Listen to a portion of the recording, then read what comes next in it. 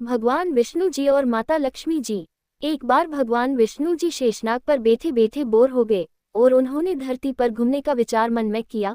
वैसे भी कई साल बीत गए थे धरती पर आए और वह अपनी यात्रा की तैयारी में लग गए। स्वामी को तैयार होता देखकर लक्ष्मी माँ ने पूछा, आज सुबह सुबह कहाँ जाने की तैयारी हो रही है? विष्णु जी ने कहा, है लक्ष्मी, मैं धरती लोक पर घूमने जा रहा हूँ। तो कुछ सोचकर लक्ष्मी माँ ने कहा, हे देव, क्या मैं भी आपके साथ चल सकती हूँ? भगवान विष्णु ने 2 पल सोचा, फिर कहा, एक शर्त पर। तुम मेरे साथ चल सकती हो। तुम धरती पर पहुंचकर उत्तर दिशा की ओर बिल्कुल मत देखना। इसके साथ ही माता लक्ष्मी ने हाँ कह के अपनी मनवा ली और सुबह सुबह माँ लक्ष्मी और भगवान विष्णु धरती पर पहुंच गए। अभी सूर्य देवता निकल रहे थे। रात बरसात होकर हटी थी। चारों ओर हरियाली ही हरियाली थी। उस समय चारों ओर बहुत शांति थी और धरती बहुत ही सुंदर दिख रही थी। और माँ लक्ष्मी मंत्रमुग्ध होकर धरती को देख रही थी और भूल गई कि पति को क्या वचन देकर आई है। और चारों ओर देखती हुई कब उत्तर दिशा की ओर देखने लगी पता ही नहीं चला। उत्तर दिशा में माँ लक्ष्मी को एक बहुत ही सुंदर बगीचा नजर आया और उस तरफ से भीनी भीनी खुशबू आ रही थी और बहुत ही सुंदर सुंदर फूल खिले थे। यह एक फूलों का खेत था और माँ लक्ष्मी बिना सोचे समझे उस खेत में गई और एक सुंदर सा फूल तोड़ लाए। लेकिन ये क्या, जब माँ लक्ष्मी भगवान विष्णु के पास वापस आई तो भगवान विष्णु की आंखों में आंसू थे और भगवान विष्णु ने माँ लक्ष्मी को कहा कि कभी भी किसी से बिना पूछे उसका कुछ भी नहीं लेना चाहिए और साथ ही अपना वचन भी याद दिलाया। माँ लक्ष्मी को अपनी भूल का पता चला तो उन्होंने भगवान विष्णु से इस भूल की माफ़ी मांगी। तो भगवान विष्णु ने कहा कि जो तुमने जो भूल की है उसकी सजा तो तुम्हें जरूर मिलेगी। जिस माली के खेत से तुम नए बिना पूछे फूल तोड़ा है, यह एक प्रकार की चोरी है। इसलिए अब तुम 3 साल तक माली के घर नौकर बनकर रहो।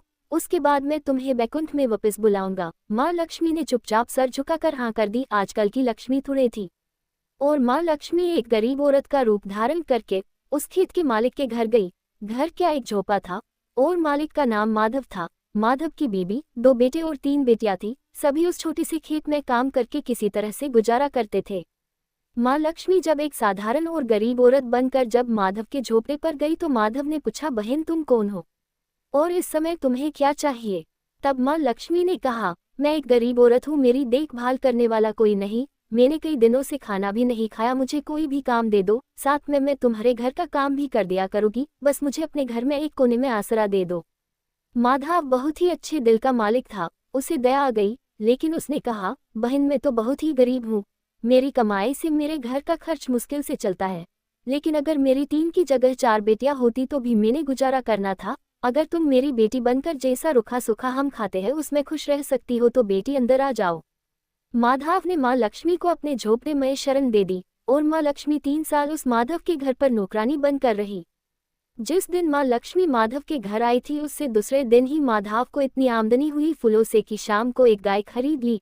फिर धीरे धीरे माधव ने काफी जमीन खरीद ली और सबने अच्छे अच्छे कपड़े भी बनवा लिए और फिर एक बड़ा पक्का घर भी बनवा लिया। बेटियों और बीबी ने गहने भी बनवा लिए और अब मकान भी बहुत बड़ा बनवा लिया था। माधव हमेशा सोचता था कि मुझे ये सब इस महिला के आने के बाद मिला है। इस बेटी के रूप में मेरी किस्मत आ गई है मेरी।